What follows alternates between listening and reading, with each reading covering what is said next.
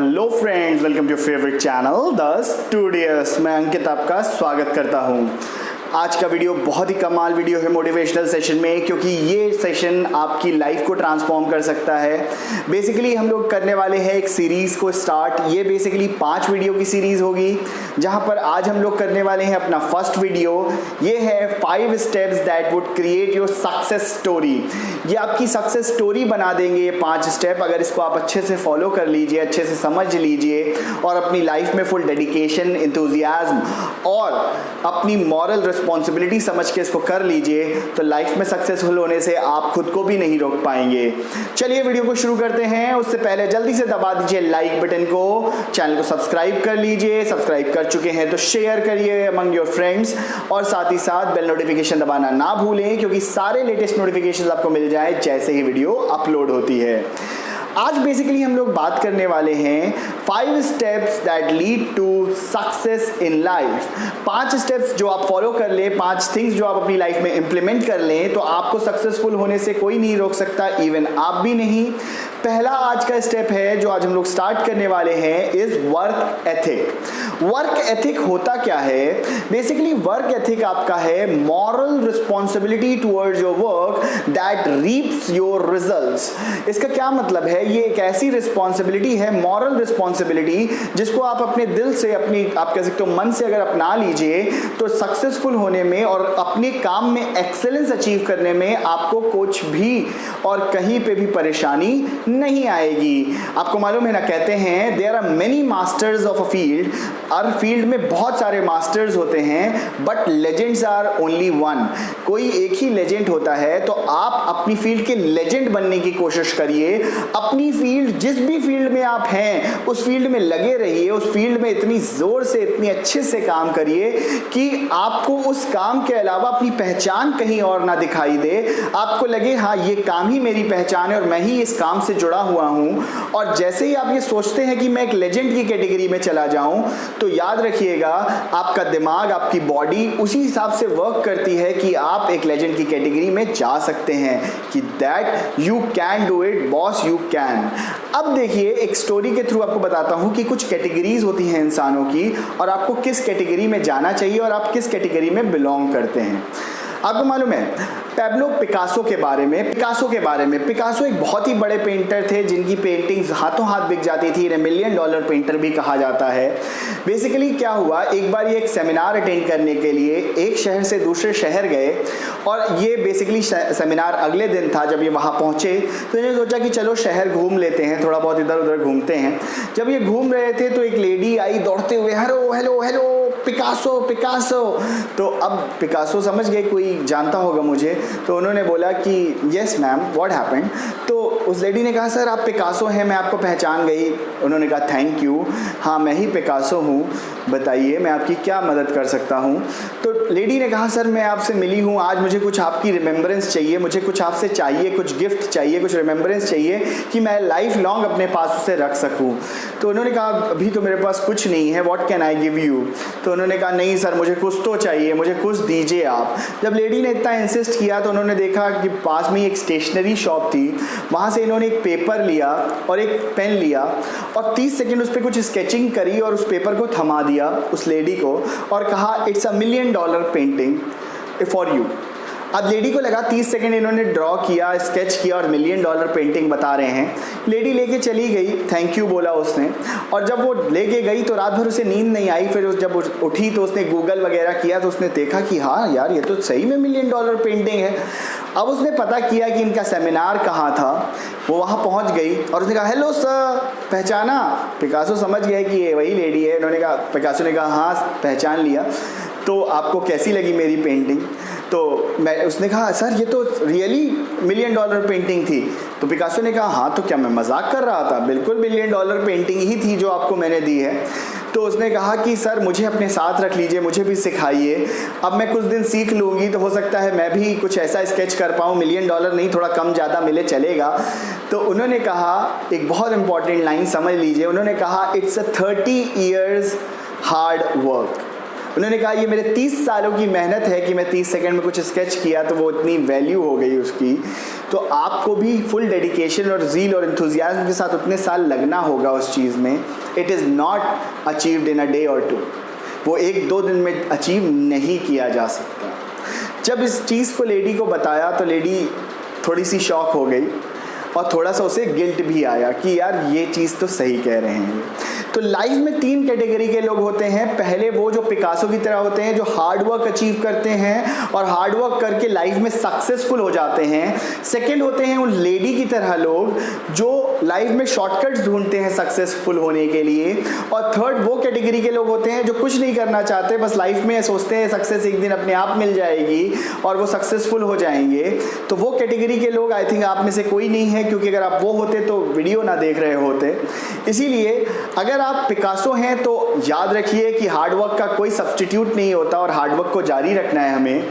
और सेकंड, अगर आप वो लेडी हैं तो आपको ये चीज़ याद रखनी है कि शॉर्टकट्स तो लाइफ में मिल सकते हैं, लेकिन रियल अगर आपको अचीवमेंट्स चाहिए तो आपको हार्ड वर्क को अपनाना पड़ेगा.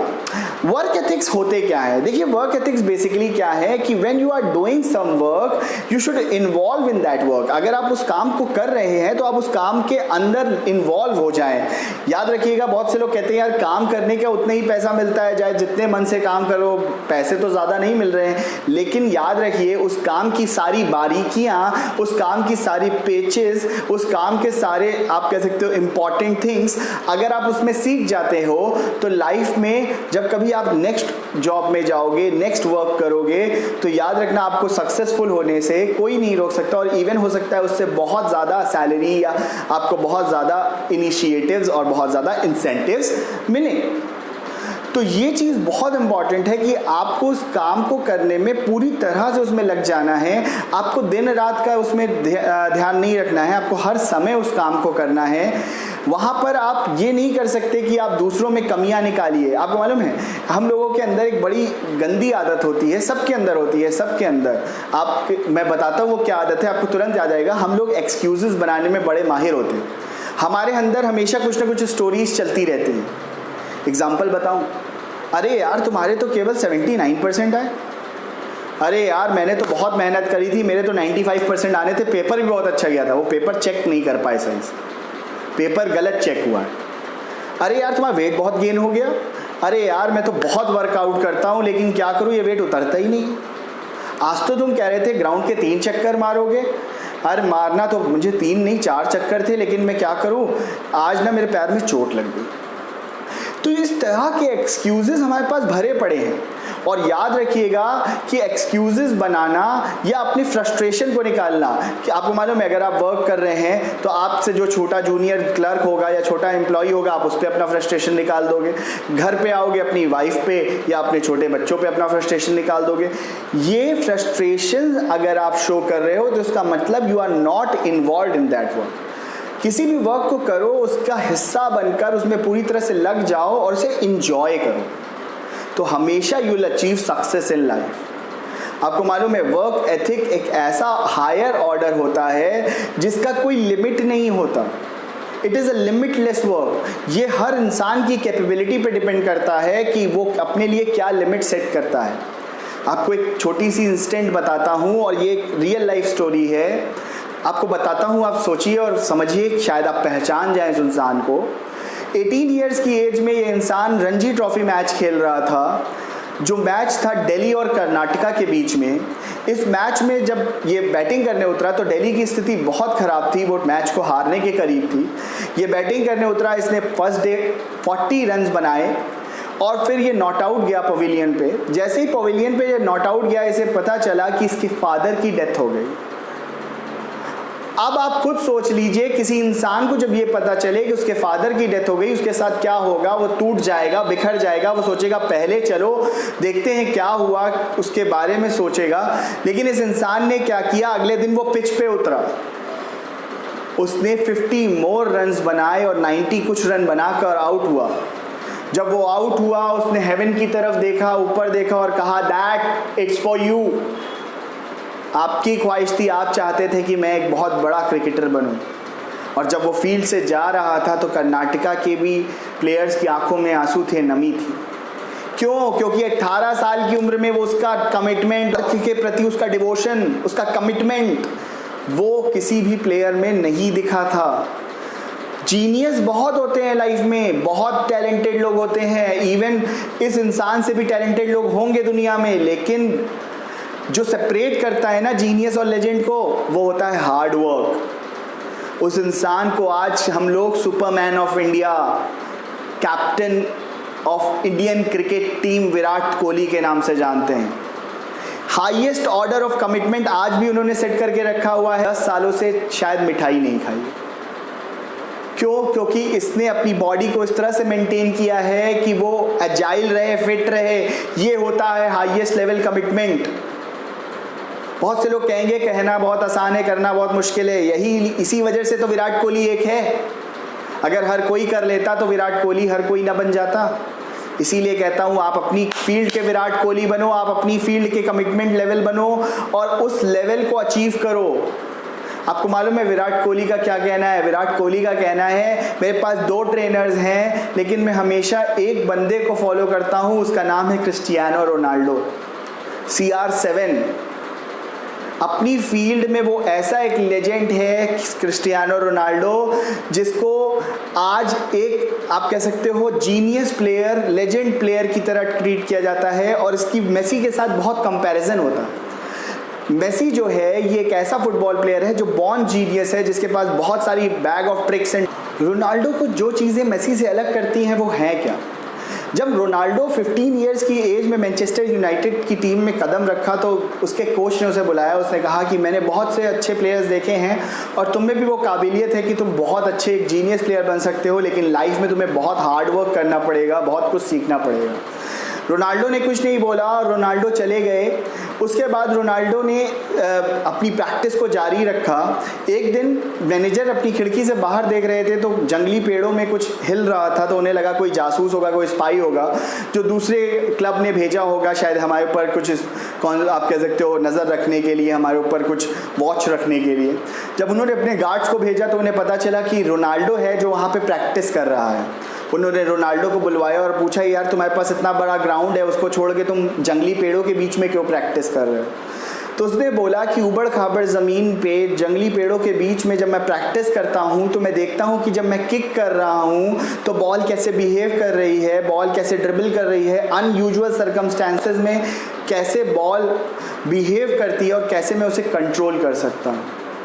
जब ये चीज़ उसने कही तो मैनेजर पूरी तरह से शॉक में रह गए और उन्हें लगा कि yes, he is the man that can change the whole Manchester United.